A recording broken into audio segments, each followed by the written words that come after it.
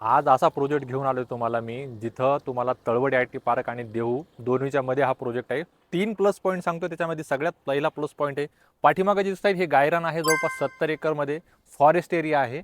हा लाईफ टाईमसाठी as it is राहणार आहे.